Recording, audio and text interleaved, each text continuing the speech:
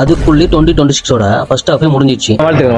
First ஹாஃப்ல வந்து hit black Bastar கொடுத்த 8 தமிழ் படத்தை பார்த்துலாம். 8th பிளேஸ்ல இருக்குது அதரோட இதே முறையும். இதோட பட்ஜெட் என்ன 10 crore தான். ஆனா ஓல்டு விடவே 25 crore கலெக்ட் பண்ணிச்சு. 7th பிளேஸ்ல இருக்குது வித்லோ. இதோட பட்ஜெட் என்ன 4 crore தான்.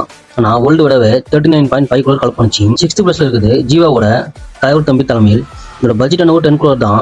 நான் ஓல்டு விடவே 40 crore கலெக்ட் பண்ணிச்சு. 5th பிளேஸ்ல இருக்குது விஷ்ணு விஷோட கட்டா குஸ்தி 2. இதோட பட்ஜெட் 20 crore தான். ஆனா 50 crore மேல வசூல் பண்ணிக்கிட்டு இருக்கு. 4th பிளேஸ்ல இருக்குது ஆக்ஷன் கிங்கோட பிளாஸ்ட் தான். பட்ஜெட் 18 crore தான்.